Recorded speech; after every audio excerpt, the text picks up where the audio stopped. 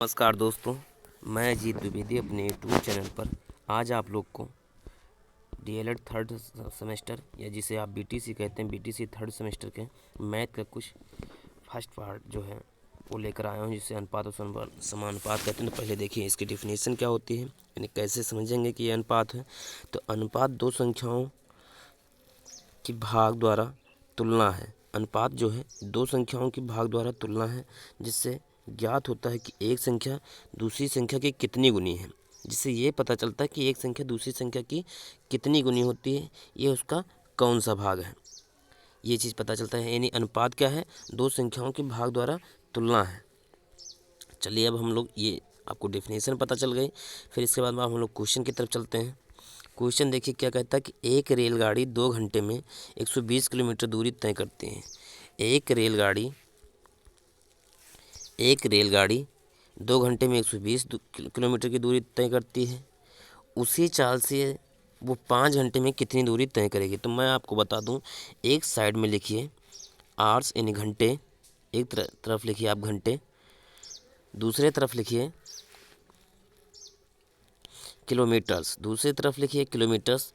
तो 2 घंटे में चल रही है 120 किलोमीटर, 2 घंटे में चल रही है 120 किलोमीटर।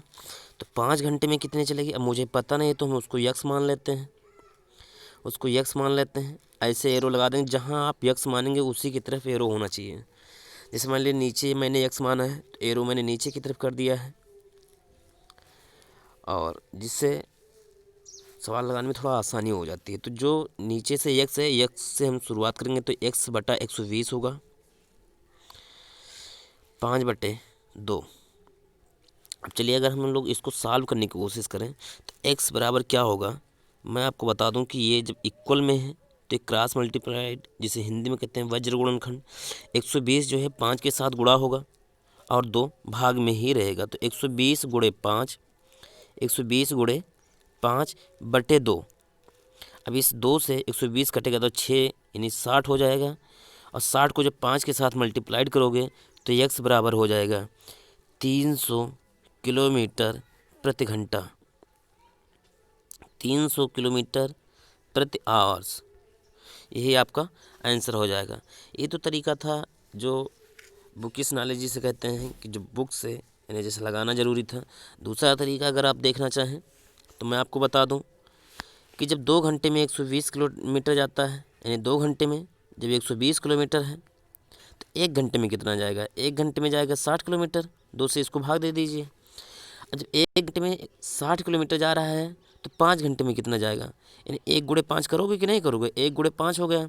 अब जब आप इधर 1 गुणे 5 कर रहे हैं तो इधर भी आप 60 गुणे 5 करिए, तो 1 गुणे 5 यानी 5 आएगा। 5 घंटे में 60 पंचे 300 किलोमीटर। अगर आपको सवाल समझ में आया हो तो प्लीज़ आप लाइक करिए और कमेंट में लिखिए कि हाँ मुझे समझ में आया है, जिससे हम लोग को थोड़ा एनर्जी प्राप्त होती है और हम लोग अच्छे से दूसरे सवाल भी बता पाएंगे। तो चलिए दूसरा सवाल देखते हैं बिना समय गंवाए। दूसरा सवाल क्या है, अब देखिए कौन सा अनुपात बड़ा है। ये बहुत ही आसान सवाल होता है।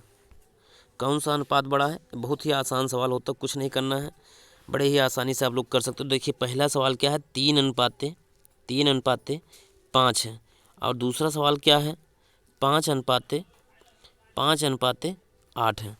तो मैं आपको बता दूं, इसको आप ऐसे लिख दीजिए 3/5, कुछ नहीं करना, इधर कर दीजिए 5/8। अब इनको डिवाइड कर दीजिए।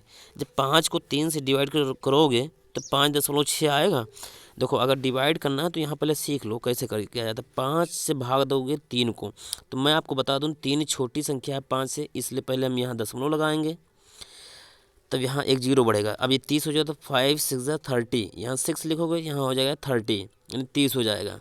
अब इनको सब्ट्रैक्ट कर दो, सब्ट्रैक्ट जब करोगे तो क्या आएगा, 0.6 आ जाएगा, तो यहाँ 0.6 मुझे मिला। इसी तरह से जब 8 और 5 को डिवाइड करोगे, यानी 5 को जब 8 से डिवाइड करोगे तो क्या होगा, ये 0.86 48 यानी 6 होगा, फिर 2 बचा, यानी 8 से जब भाग दोगे तो क्या होगा, यहाँ 5 लिख दो और ये हो जाएगा दशमलव लगाओगे, फिर इसके बाद में हो जाएगा 8 छक 48, यहाँ 48 आएगा। फिर 2 जब सब्ट्रैक्ट करोगे, इससे 2 जब घटाओगे तो फिर यहाँ फिर एक दशमलव लगा तो एक जीरो बढ़ा सकते हो, 8 दूनी 16 हो जाएगा, तो 6.2 करके आएगा, इधर 6.2 आएगा। अब देखिए खुद ही आपको पता चल रहा होगा कि यहाँ 0.60 है, यानी अगर जीरो को हटा दिया जाए तो यहाँ 60, यहाँ 62 हो जाएगा। अगर और थोड़ा इसको सरल करना है समझने के लिए तो इसके बटे में थोड़ा हम इसको आसानी से बता दें। मुझे उम्मीद है कि इतना आप लोग नोट कर लिए होंगे। जैसे मान लीजिए यहाँ जो भी आया था, इधर देखिए 0.60 मान लीजिए था, जीरो लगा दीजिए, कोई मतलब नहीं है, इधर लिख दीजिए 0.62। यहाँ से जब दशमलव हटेगा तो उसकी जगह पर 1 होके और 2 अंक बचे हैं तो डबल जीरो लग जाएगा। यहाँ से दशमलव हटेगा तो यहाँ भी डबल अंक हो जाएगा। अब देखो जब हर समान है, हर यहाँ भी 100 है, हर यहाँ भी 100 है, तो हमको ऊपर की संख्या देखनी होती है। अच्छा ऊपर की संख्या यहाँ 60 है और यहाँ 62 है, तो आप खुद देखिए कौन सी संख्या बड़ी है, 62 वाली। तो 62 किस में आएगा, तो 5/8 में आएगा, इधर साइन लगा दो, यानी सबसे बड़ी संख्या ये है। बस यही आपका आंसर हो गया। नेक्स्ट क्वेश्चन देखिए, नेक्स्ट क्वेश्चन है 2/7, यानी 2/7 है, और अगला है 6/8। अब मैं आपको बता दूं ये जो 2/7 है, इससे पहले से ही पता चला कि छोटा है, क्योंकि 7 दूनी 14 आएगा, यहाँ 8 से 56 है, यहाँ 0.2 से स्टार्ट होगा। यहाँ कहाँ से स्टार्ट होगा, जब इसको डिवाइड करोगे तो स्टार्ट होगा 0.7 से। तो जाहिर सी बात है 0.2 से 0.7 बड़ा है, तो इधर हम साइन लगा देते हैं और इधर साइन लगा देंगे। इसका मतलब 6:8 जो है ये बड़ी संख्या है, तो ये कंप्लीट हो गया। अगर ना समझ में आया हो तो आपको बता देंगे, 7 से डिवाइड करिए, नहीं 7 से भाग दीजिए 2 को, तो यहाँ दशमलव लगा दीजिए, फिर यहाँ जीरो बढ़ जाएगा, 7 दूनी 14 होता है। अब यहाँ 7 मतलब 6 शेषफल बचा है, फिर यहाँ 7 8 56 हो जाएगा, यानी 0.28 हो जाएगा। इसी तरह से जब 8 से भाग दोगे 6 को तो यहाँ दशमलव लगेगा पहले, और दशमलव लग गया तो यहाँ 60 होगा, फिर 8 7 यहाँ 7 जाएगा 56 होगा। अब यहाँ 4 बचा, तो 8 5 40, तो यहाँ क्या हो जाएगा, यानी एक संख्या तो आपको मिली है 0.28 और दूसरी संख्या मिली है 0.75। अब यहाँ से देखिए दशमलव हटाइए, 100 लिखिए, यहाँ से दशमलव हटाइए 1 लिख के, उसके बाद में कितने अंक हैं उतने जीरो कर दीजिए। अब हर समान है, यहाँ बचा 28, यहाँ बचा 75। अब बताओ 28 बड़ा कि 75, जाहिर सी बात है आपका आंसर आया है 75 बड़ा है। जब 75 बड़ा है तो 75 मुझे मिला कहाँ था, 6/8 पर, यानी 6/8 पर मुझे 75 मिला था, तो ये 6/8 जो है ये संख्या बड़ी है, तो यही आपका आंसर हो जाएगा। अगला सवाल देखते हैं।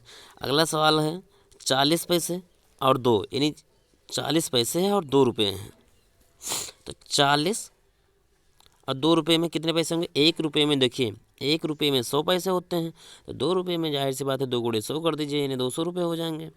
इस 200 रुपये को यहाँ लिख दीजिए, 200 रुपये हो गए। ये बराबर होगा 60 पैसे बटा 4 पैसे, तो 60 पैसे को ऐसे लिख दो और 4 पैसे यानी 4 जो रुपये लिखे हैं इनको भैया 400 कर दो। तो देखो भैया यहाँ से खुद पता चला, इससे 1 जीरो कट गया, यहाँ से 40 पंचे यानी 1/5 होगा, और यहाँ होगा 3/20। अब मैं आपको बता दूँ 1/5 जो है ये आएगा 0.2, 0.2, और यहाँ हो जाएगा 20, और 3/20, तो इनको जब सॉल्व करोगे तो ये आएगा 0.15 आएगा यहाँ ऑलरेडी। तो इसका मतलब ये पहली वाली संख्या जो है ये बड़ी है, यही बड़ी है। इसको जब सॉल्व करोगे तो पहली संख्या आपको बड़ी मिलेगी। अगर वीडियो समझ में आ रहा हो तो भाई 2-4 लोग को शेयर भी कीजिए, क्योंकि सबका भी कंप्लीट हो जाए। अगर जहाँ भी दिक्कत हो और मेरी वीडियो में अगर जो भी कमी आ रही है आप उसको बताइएगा, क्योंकि मैं भी अभी एक लर्नर हूँ, सीख रहा हूँ। जितना आप मेरी कमियों को बताएंगे मैं समझूंगा कि आप मेरे उतने ही क्लोज हैं, और मैं उसको दूर करने की कोशिश करूँगा, दोबारा उस तरह से वीडियो में कमियाँ नहीं आएंगी। और अब अगर वीडियो आपको समझ में आया है तो प्लीज़ अपने दोस्तों सहपाठियों को जिसको भी शेयर करना हो कीजिए, जिससे सारे लोग का यार फ़ायदा हो। तो चलिए अब नेक्स्ट क्वेश्चन क्या है। एक क्वेश्चन है कि एक आयताकार कमरे की लंबाई और चौड़ाई में अनुपात अगर देखा जाए तो 5:4 का अनुपात है। यदि कमरे की लंबाई 15 मीटर है तो चौड़ाई याद कीजिए। अब मैं बता दूं 5:4 कर दीजिए, और इसके अगर इधर दिया है 15 अब इधर ये नहीं दिया है तो यहाँ हम यक्स मान लेते हैं। तो देखो 5 का नंबर 5 होगा, 5 3 15 हो जाएगा। अब यक्स को इधर क्रॉस मल्टीप्लाइड कर दो। अगर ये टप पढ़ रहा हो, अगर ये भी टप पढ़ रहा हो तो ऐसे मत लिखिए, यहाँ 15/x कर दीजिए और पहले ही क्रॉस मल्टीप्लाइड कर दीजिए। तो x क्या होगा, ये इधर आ जाएगा तो इधर हो जाएगा 5 गुणे x हो जाएगा, और इधर हो जाएगा 15 गुणे 4, 15 गुणे 4। अब x को अपनी जगह पर रोक दीजिए। फिर इसके बाद में क्या हो जाएगा 15 गुणे 4/5। तो ये 5 से काट दीजिए, 5 का नाम 5 5 3 15, और यक्स बराबर 4 3 12 मीटर। अब देखो कहीं अगर 12 मीटर मिल रहा तो वही आपका आंसर सही है। ये देखिए 12 मीटर दूसरे में आंसर सही है। अगर ना समझ में आए फिर से देख लीजिए। देखो 5:4 का अनुपात है तो 5/4 कर दीजिए। जबकि कह रहा है कि लंबाई 15 मीटर है, यानी 15 और चौड़ाई मुझे ज्ञात करना, तो चौड़ाई को यक्स मान लीजिए। अब ये क्या हो जाएगा, एक क्रॉस मल्टीप्लाइड कर दो तो ये हो जाएगा यक्स का जब इधर जो भाग है वो बराबर के जब उधर जाता है तो गुणा हो जाता है, और जो इधर गुणा होता है वो उधर भाग हो जाता है। तो देखिए यक्स इधर भाग में था, ये 5 के साथ जाएगा तो गुणा हो जाएगा, 4 इधर भाग में था तो इधर जाके गुणा हो जाएगा। तो देखो 5 गुणे यक्स बराबर 15 गुणे 4, तो 15। अब देखो 5 जो इधर गुणे में है अब इधर जाएगा, ये 5 गुणे में है, इधर आएगा तो ये बटे में हो जाएगा। तो यक्स बराबर क्या हुआ कि 15 गुणे 4/5। अब 5 का नंबर 5 और 5 3 15, तो यक्स बराबर क्या होगा 4 3 12 मीटर। अब 12 मीटर यही था। अगर नहीं समझ में आएगा तो आप कमेंट बॉक्स में मुझसे पूछिएगा भी। फिर देखिए नेक्स्ट सवाल क्या है। नेक्स्ट सवाल बहुत ही आसान है। कह रहा है यदि 6 18 यक्स 15 समानुपात में है तो यक्स का मान ज्ञात कीजिए। अब इसका सेंस क्या है वो मैं आपको समझा दूं कि 6:18 प्रोपोर्शनल यानी समानुपात जिसे कहते हैं x:15, ऐसे ये दिया है क्वेश्चन। अब इसमें एक फार्मूला होता है कि वाह्य पदों का गुणनफल जो होता है ये अंदर यानी मध्य पदों के गुणनफल के बराबर होता है।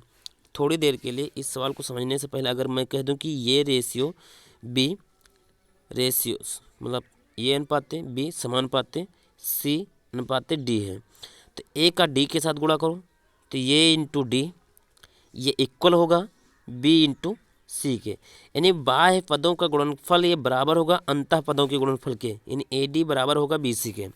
तो देखिए बाह्य पदों का गुणनफल यहाँ पर 6 और 15 है, तो 6 गुणे 15 ये बराबर किसके होगा 18 गुणे यक्स के। तो यहाँ से यक्स बराबर क्या होगा, अगर यक्स बराबर जब देखा जाएगा तो एक्स बराबर होगा 15 को पहले 6 से मल्टीप्लाइड कर लो, 15 छक्के 90, 90/18 हो जाएगा। अब 18 का नंबर 18, 18 पंचे 90, यहाँ से यक्स बराबर क्या होगा 5। बहुत ही आसान सवाल है अगर आप समझ गए तो आई होप आपको ये वीडियो समझ में आया होगा। अगर समझ में आया है तो प्लीज़ अपने दोस्तों सहपाठियों को सबको शेयर कीजिए, जितने लोग भी हों आपके कांटेक्ट में, क्योंकि सबका मैथ कंप्लीट हो जाए। बहुत सारे बच्चों को मैं देखता हूँ कि मैथ में ही सारे लोग फेल होते हैं, लेकिन अब ऐसा नहीं होगा।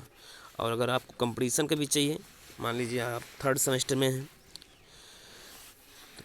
तो अगर रिज़ल्ट इसका आ रहा है, जल्दी से पेपर होगा, 2nd सेमेस्टर का रिज़ल्ट आने वाला है, तो आप जाहिर सी बात है टेट में अप्लाई कर सकते हैं। और टेट में अगर आप अप्लाई कर सकते हैं तो उसके लिए भी मैं भी वीडियो बनाता रहता हूँ कंपटीशन लेवल का, आप उसको भी देखते रहिए। जो भी टफ लगे आप प्लेलिस्ट में ढूंढ लीजिए। उसके बाद भी ना समझ में आए तो आप कमेंट बॉक्स में पूछिए, मैं सारी चीज़ें आपके सोल्यूशन दूंगा। धन्यवाद।